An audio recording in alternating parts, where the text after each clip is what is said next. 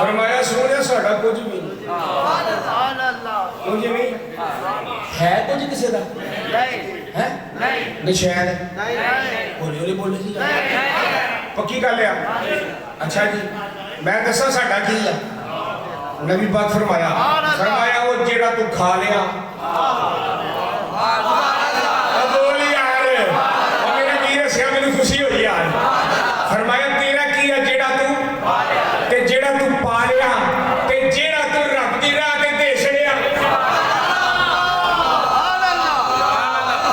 बोलते नहीं से यार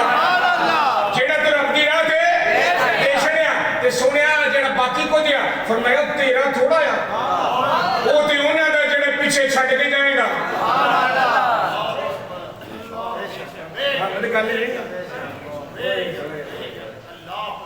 तेरा वो ही आ तू खा लिया पा लिया ते रब दी राह ते बस ऐ असल जिदन तू ये समझ गया ना ते बंदिया फिर दुनिया भी तेरे वास्ते जन्नत ही। जी जी ऐ असल कभी मदीने शरीफ जाओ ना हजरत उस्मान गनी का नाम सुनिया कि ना गनी गनी गनी समझ आई है गनी अमीर सियाफी 15 सदियां गुजर गई हैं और आज भी हजरत उस्मान गनी के नाम का बैंक मदीना चलता।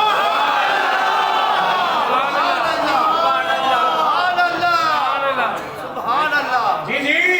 मैं बैठे हूं बैंक आज भी जी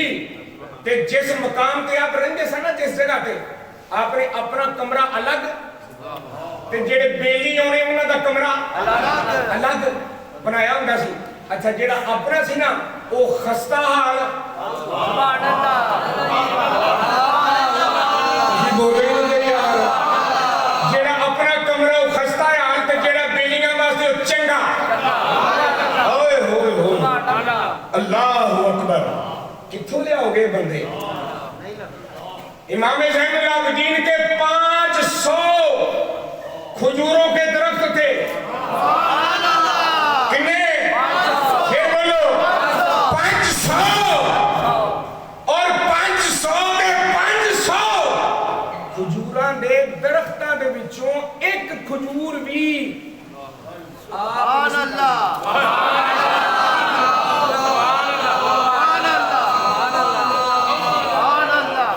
भाजी मेरी गल समझ आउंदी ही है ते फिर रब कुरान दी आयतां ना लावे ते की लावे।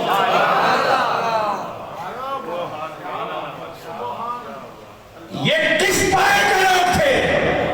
सुभान अल्लाह क्या इनको कहे हजरत सिद्दीक़ अकबर जैसा मर्दे कलंदर और घर में तवारी छोड़ा सुभान अल्लाह जी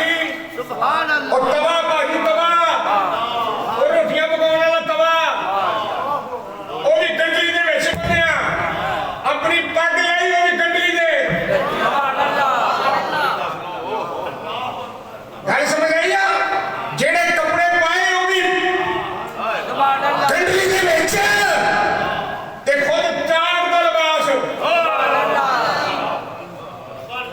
ते कंडली चुकी सिर ते रखी हुजूर दी बारगाह च सुभान अल्लाह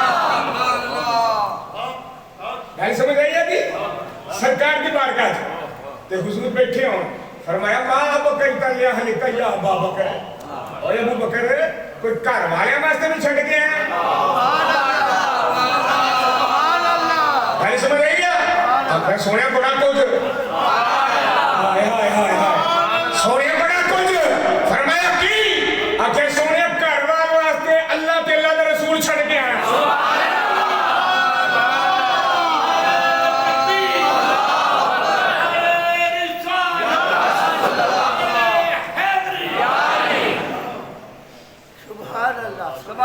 तकवा जिन्हां दा रब ते उन्हां नूं रिज़्क हमेशा। ये बात मेरी ठीक है तंगी आवे ना तंगी ते अपने हाथ खोलिया कर ਜੇ 100 ਰੁਪਈਆ ਹੀ ਨਾ ਕੋਲ ਤੇ 70 ਰੁਪਈਏ ਗਰੀਬਾਂ ਨੂੰ ਖਵਾ